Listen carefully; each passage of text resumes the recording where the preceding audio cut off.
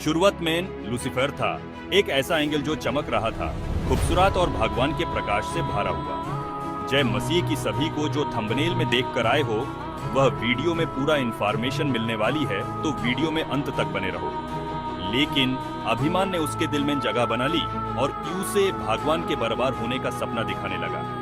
Lucifer इस घमंड से अंधा हो गया और यू से विश्वास हो गया कि वो भी उसी तरह की पूजा और श्रद्धा का हकदार है जितना कि उसका सृष्टिकर्ता। उसने अपने साथी एंजल्स के बीच फसाद फैलाना शुरू कर दिया, भगवान के इरादों के बारे में झूठ बोलने लगा। उसका विद्रोह स्वर्ग में एक महान युद्ध के रूप में सामने आया। अपनी भयानक शक्ति के बावजूद लूसीफर और उसके गिरे हुए एंजल्स की सेना सर्वेश्वर के सामने टिक नहीं पाई। स्वर्ग से निकाले जाने के बाद लूसीफर हमेशा के लिए बदल गया। वो सतन बन गया दुश्मन। उसका दिल नफरत और कड़वाहट से भर गया। उसका स्वर्ग से गिरना अभिमान की विनाशकारी शक्ति की याद दिलाता है। अभिमान एक चतुर सांप है। उसका जहर धीमा लेकिन जानलेवा होता है।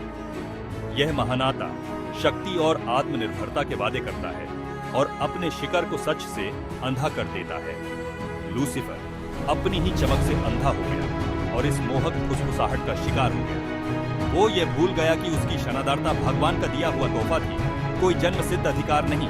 अभिमान हमारी सोच को विकृत करता है।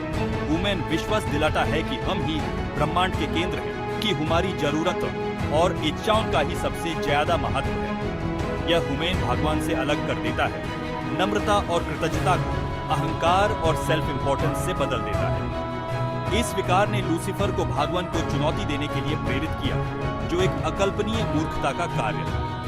उसके अभिमान के परिणाम तुरंत और विनाशकारी थे। भगवान की कृपा से वंचित लूसीफर को अनंत अंधेरे के दायरे में भेज दिया गया। उसकी खूबसूरती धूमिल हो गई। उसका दिल नफरत से भर गया।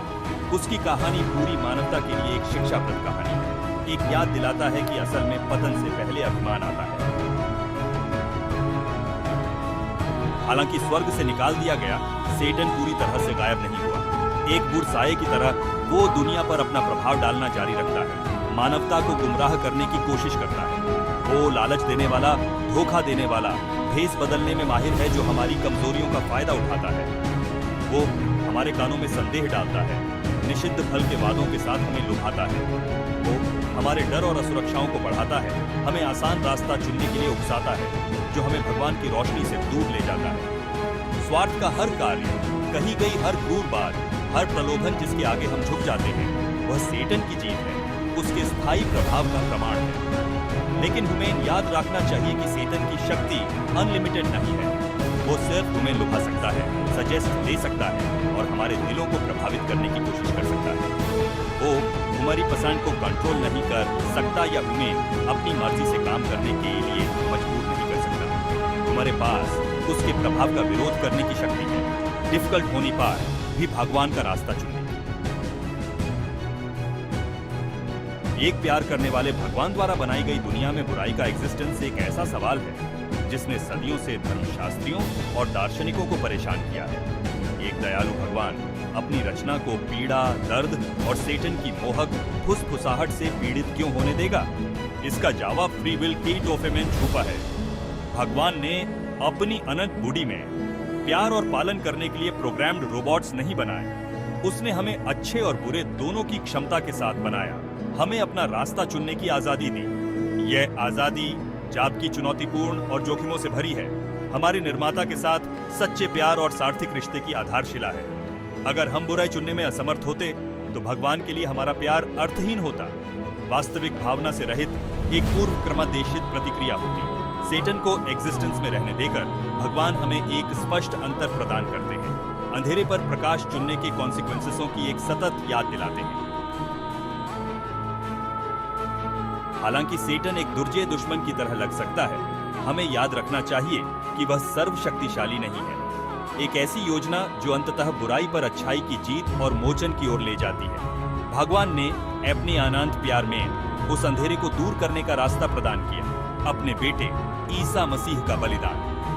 मसीह की मृत्यु और पुनरुत्थान के माध्यम से सेटन की शक्ति को एक घातक झटका लगा था।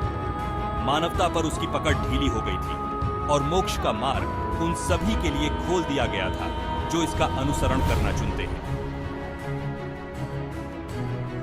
अपना रास्ता चुनने की आजादी एक अनमोल तोहफा है जो बहुत बड़ी जिम्मेदारी के साथ आता है।